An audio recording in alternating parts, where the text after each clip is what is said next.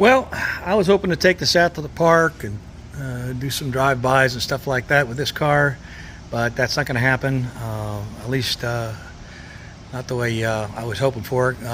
The shipper's coming a whole lot sooner than I thought he was, and he's coming today, pick this up, and I was scheduled to go out either today or tomorrow to the park and have this thing, give it a good look over out in the sun.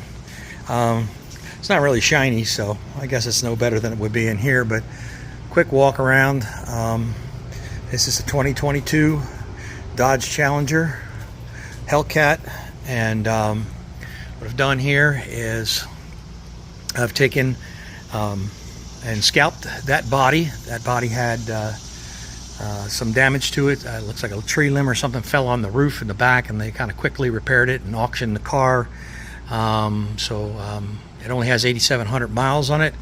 The challenge of this car was to keep all the components that were native to the Dodge Challenger and the Hellcat, and do not change anything. Do not change anything out. The only thing this is missing is a rain sensor for the windshield.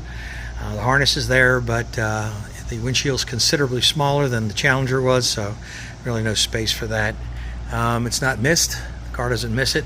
As you know, these modern cars, if you take off components, the car will either not operate or will send a lot of warnings out over the system and have some bells and whistles. And what we've done here is I've taken a 1970 Dodge Charger and dropped that body down over top of the scalped, what we call a go-kart, which is getting the car down to its essentials, stripping the old body off and leaving the structure of the Hellcat, and then went through the process of adding frame rails to it, the sides to reinforce it, to bring some of the strength back to the car, since it is a unibody, or both unibody cars.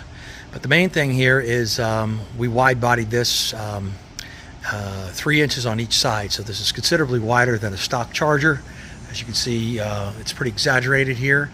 The hood is much wider. The hood is as wide as a modern Challenger, and where that comes into play is that these fenders don't overlay into the area to block any of the items that would need to be accessed. And I'll open the hood here in a minute and show you what that's all about. But also had to custom make a nose after I had purchased pieces and parts of an unassembled steel nose. I found out pretty much very quickly that I could not use most of it because of the fact that this was so wide. So I made up a buck and from the nose on my car, and then did some modifications to it to widen it out. And so I also put a custom lower valance on here that enabled me, I should say, to put the Challenger lower grille in here, slightly modified, some running lights. Also, because we were going so wide, we've been able to accommodate the large wheels and tires here in the front. There's a 2-inch spacer on the back, and as you know, if you have any experience with the LX or the Challenger platforms, you cannot widen the tires and the wheels in that direction towards the center of the car because it's independent rear suspension. What we did do, though, is I spaced it out 2 inches so that this will take a 11.5 to 12-inch tire, or 12-inch tire and wheel. Those custom wheels are going to be made once this car is done being painted. It's going to be getting a white leather interior. The paint is going to be done by Chris Carlson out in Wichita, actually Mulvane, Kansas. So that's where it's going to be shipping to get all that done. So he does high quality SEMA show car stuff, and he's got a crew capable of doing this the right way, and he'll be in his capable hands shortly. I have a temporary windshield in here right now. It's just an old piece of glass, obviously, because in painting the car they're going to want to go ahead and paint around all the windshield beds. The same with the rear glass. That's just a piece of Lexan fit into the hole there. Do have the actual glass boxed up here, ready to go. It's another custom touch we did. This is the Superbird style wing. We took the Superbird wing, it was cast, did a number of things because Obviously, Superbird was designed for a Roadrunner, which has a flat quarter panel. This is going uphill, plus it has this gas fill. That's made this the base of the Superbird wing much too long because it sweeps back a lot further than the Daytona wing, which would come on the Chargers. And as a result, what we ended up doing here is cut this in a couple of places, shorten the wing down, got it to lay out even with the roof, which is much lower than the stock Daytona wing would be. And we cut it and rotated it, and I had a friend of mine, Tim Faggart, over at Greasy Corner Garage, welded it all back together for me, which he did a heck of a job. Came out really nice. Really happy with the way that all came out. Anyway, it is a cast aluminum wing, so it's about a 100-pound wing. We put some lowering springs in it. Lowered it about 1.75 in the front and about a 1.4 in the rear. Gives it a nice stance. It sits almost level. It's a slight downward pitch to it, but just enough to where it has a little character to it.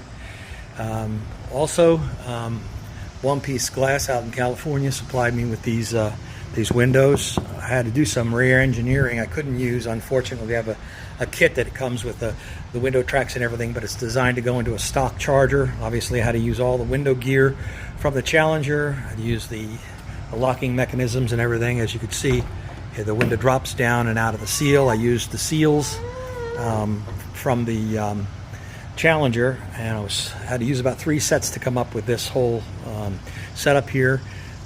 Dan Peacock out in Kansas was nice enough to keep sending me pieces and parts of a Challenger that he has sitting in the yard where I came up short with parts and pieces for this car.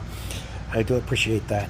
And so it has the Challenger latches, and of course everything is keyed to the latches as far as courtesy lights. There's a custom made out of sheet metal. This headliner is a little hard to see. Maybe I can get some light in here.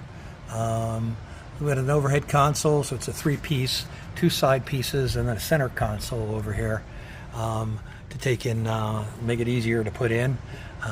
But it has all the Challenger dome lights, and all the mirrors and its courtesy lights and everything are up in that headliner. I had to modify the back seats, take the headrests off. The seats are going to get reupholstered, like I said, a white leather. These gray panels here will be painted. As of now, they'll be painted the same color as the car, which is either going to be a dark pearl blue or a pearl purple. Not exactly sure yet. Be a white wing, and that's just tentative now, but that could change due to the owner's discretion. So as you can see from here, the car is assembled from this point on. Inward is the floor pan of the Dodge Challenger. The whole platform is the Dodge Challenger, and from this point out, this is the 1970 Charger, but it's been significantly wider. You can still see, as a matter of fact, you can see those window seals, how this operates. When you close the door, it jumps up into the seal. You can see that you can see where I added the metal here. So this is significantly wider here along the quarter panel. It also had to be tapered in from the door on the top side here, and then this basically had to be highly modified, these fenders here, in order to accommodate these tires and wheels. That's a lot of what I did. Is, of course, there's lots and lots more that went along with this build.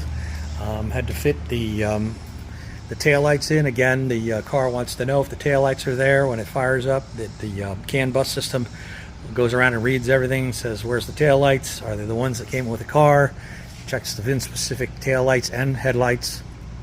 So that presented some challenges. Putting them in and basically customizing the entire back end and modernizing it. It has the backup sensors and the backup camera are operational in here, and I can show you the trunk in here. There's a little electric button that opens the trunk here, and you can see that that's the Challenger trunk all the way back, and that's the box filled with some stuff to go to the painter. And under here is all the battery, as you would find it exactly in the stock location. So the Challenger itself can be taken to, this car can be taken to a dealership. They can plug in and it will not know the difference. It just has a different skin on the outside of it. And that's how that's working out. So anyway, I don't have much more to say about this. Like I said, I was hoping to do a little, have a little drive-by video of this car, but that's not going to happen today, as far as I can tell. The guy who was going to do it for me is pretty busy right now, and so I was trying to fit into his schedule, and that may not happen. Anyway, if it does, I'll refer you to his channel, and you can see what he's got going on. At any rate, this is what it's looking like. I'm pretty happy with all of this. It was a 18-month build. It took, the total hours on it were 2,300 hours. Anyway, let me see if I can just get this hood open here, and we can take a look. There we go. All of that stuff is stock. The hood, by the way, is off a 1971 Dodge Charger, and it's highly modified. It's widened, and then of course I've added this SRT scoop, which underneath, if you can see here, it's fully functional, and it's ducted into the air intake over here, and you can see this is a Hellcat. So the biggest challenges, of course, was making this frame to accommodate. Here's the relief cut for, say, this coolant bottle here, and other things that might interfere is another coolant bottle lid over here that had to be clearanced up inside here. A lot of work here, a lot of work involved in getting the this cowl area and the air conditioning reconfigured so it would work underneath of this windshield, reconfiguring the windshield wipers, which are normally located out here because the normal dashboard for the Challenger and windshield ends right here, and your windshield wipers motor and everything is locked into this area, so it's on a standalone mechanism outside of the car. But this had to be a combination of old school, new school setup over here, and so that's all that all worked out. And just thought I'd do a final walk around of the car and let you take a good look at it. And it should be shipping out sometime today, and we'll see it hopefully maybe sometime after the first of the year in paint, and that should be a treat. I appreciate everybody that has watched this build from the start. It's a lot of videos. I think it's 84 videos about all the details of how this car was built. If anybody hasn't and wants to take a look at it, just check out my channel and click on the videos link, and it'll put everything in chronological order of my last 3 builds.